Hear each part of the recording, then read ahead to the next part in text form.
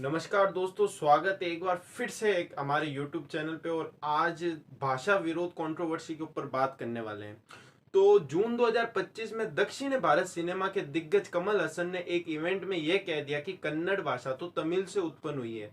इतना ही नहीं, इस बयान के बाद उनकी फिल्म ठग लाइफ को भी कर्नाटक में रिलीज होने से रोक लगा दिया है। एक छोटी सी बात ने कैसे एक बड़े से विवाद लाकर खड़ा कर दिया है, और आज इसी पर चर्चा करने वाले हैं, इसी पर बात करने वाले हैं। तो कमल हसन का क्या बयान था? तो जून 2025 में एक प्रोग्राम के दौरान कमल हसन ने साफ साफ कह दिया कि कन्नड़ भाषा तमिल से उत्पन्न हुई है। तो इस पर लोगों ने तुरंत प्रतिक्रिया दी। Karnataka film chambers of commerce KFCC ने यह कहा कि यह ऐतिहासिक और भाषाई तौर पर गलत है, और इससे कन्नड़ भाषियों की भावनाएं आहत हुई है, उनको ठेस पहुंची है, और फिल्म पर तुरंत रोक लगा दी। तो तुरंत कर्नाटक के थिएटर मालिकों ने ठग्स लाइफ का बॉयकॉट करना शुरू कर दिया, और कर्नाटक हाई कोर्ट के अंदर ये मामला पहुंच गया है।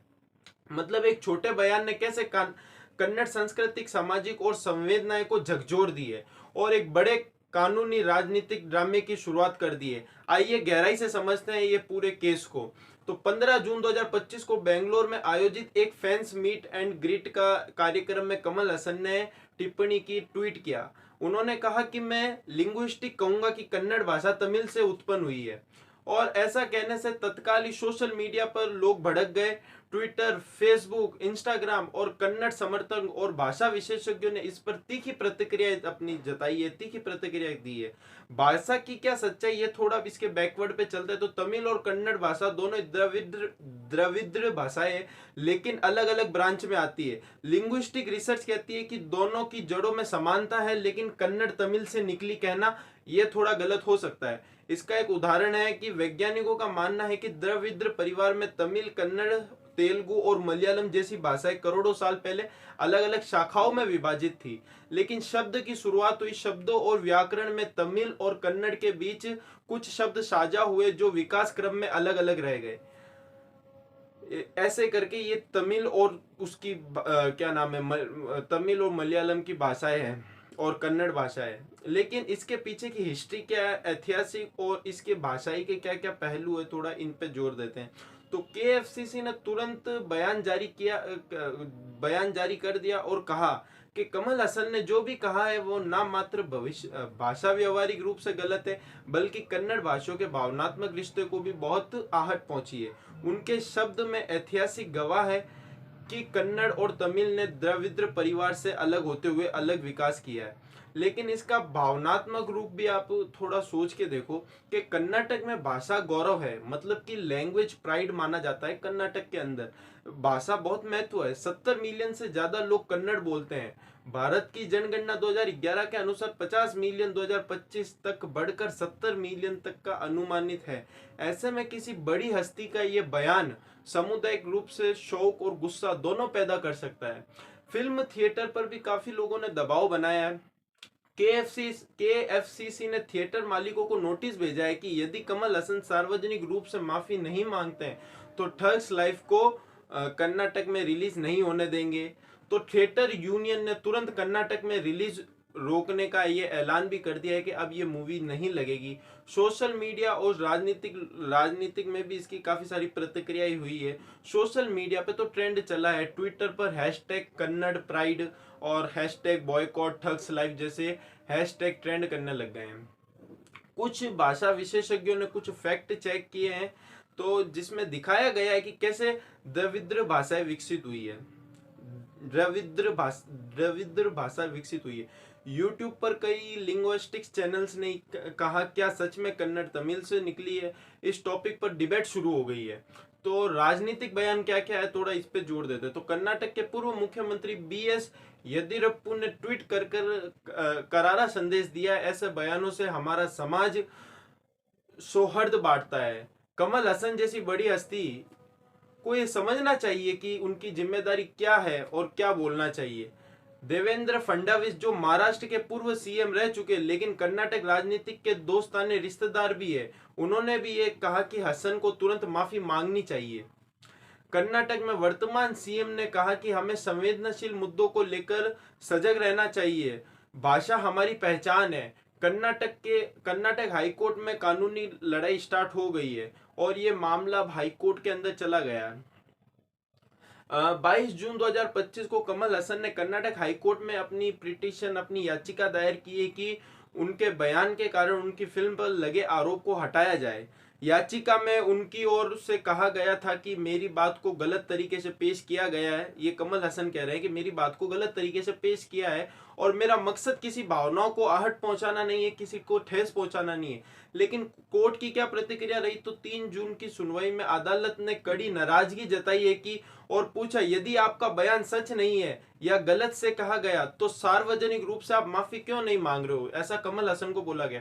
लेकिन जस्टिस ने कहा किसी को मर्यादा में रहकर बोलना चाहिए।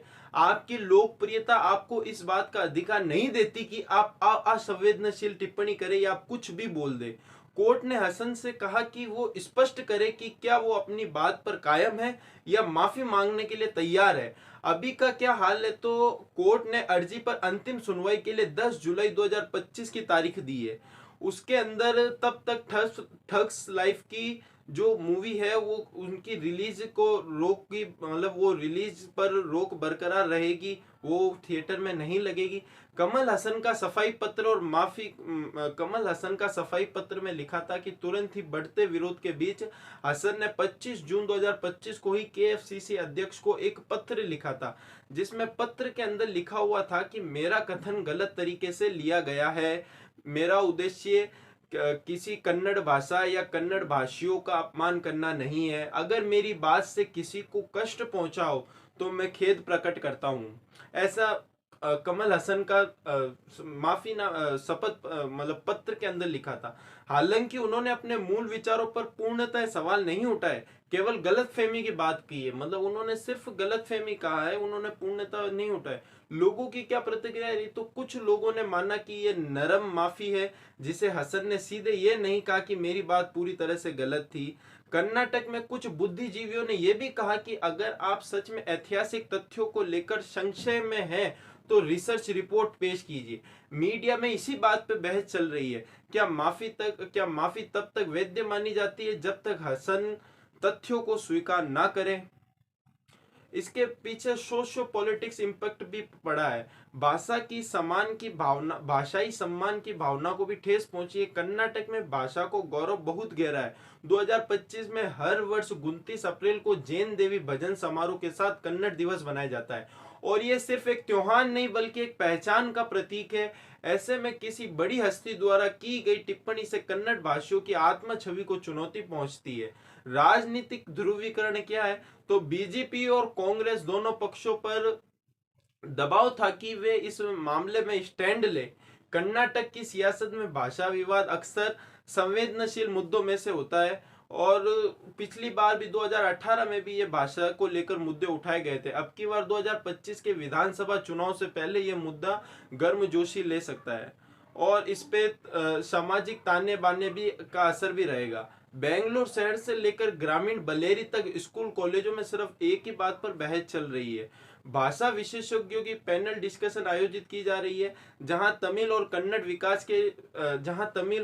विकास के साझा विरासत पर बात कर रहे हैं। तो भाषा की सच्चाई क्या है, थोड़ा इसके ऊपर जाते हैं। कन्नड़ और तमिल का क्या रिश्ता, इसको समझने की कोशिश करते हैं हम। तो द्रविड़ भाषा की संरचना कैसे हुई है, तो द्रविड़ भाषाई परिवार में 4 मुख्य शाखाएं थी। इस चारों शाखाएं में सबसे पहले आती है मलयालम तमिल शाखा, कन्नड़ शाखा, कुडुख कोडवा शाखा और गोंदी भाषाएं। तमिल और मलयालम एक ही उप शाखा में से है, लेकिन वहीं कन्नड़ शाखा अलग है।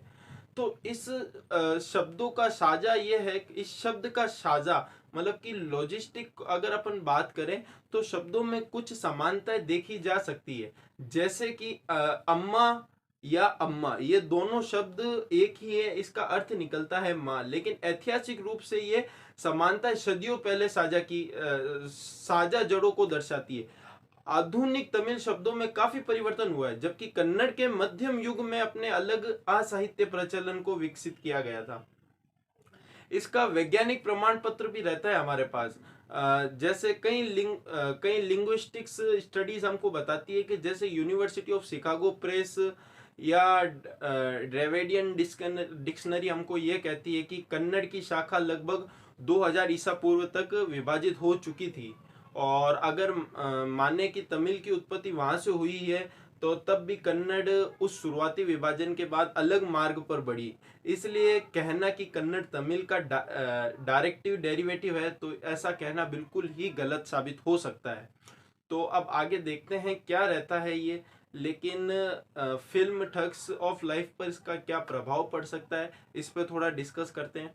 तो ठग्स लाइफ का जो बजट था वो लगभग 50 करोड़ रुपए बताया जा रहा था, जिसमें 20 करोड़ तो प्रोडक्शन कॉस्ट थी और 15 करोड़ मार्केटिंग का था और 15 करोड़ लॉजिस्टिक्स में शामिल थे, मतलब अदर खर्चे भी इसके अंदर शामिल थे।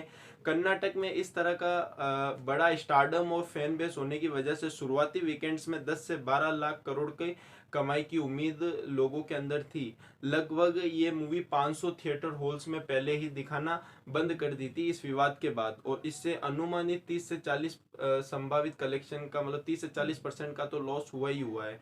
और वितरक और थिएटर मालिकों ने भी ये कहा कि जब तक कमल हसन माफी नहीं मांग लेते तब तक उनकी ये फिल्म रिलीज नहीं होगी थिएटर के अंदर, ऐसा माना जा रहा है। लेकिन कर्नाटक के अलावा तमिलनाडु, केरला और आंध्र प्रदेश में रिलीज पर फिलहाल अभी तक कोई भी रोक नहीं है, वहां पे ये मूवी आराम से रिलीज हो सकती है। लेकिन कर्नाटक बॉक्स ऑफिस से पूरे नुकसान का कर्ज शायद पूरी कमाई ये नहीं पूरी कर पाई है। और भाषा संवेदनशीलता जरूरी है, क्योंकि भारत की सांस्कृतिक भाषाई विवादित बहुत कीमती है।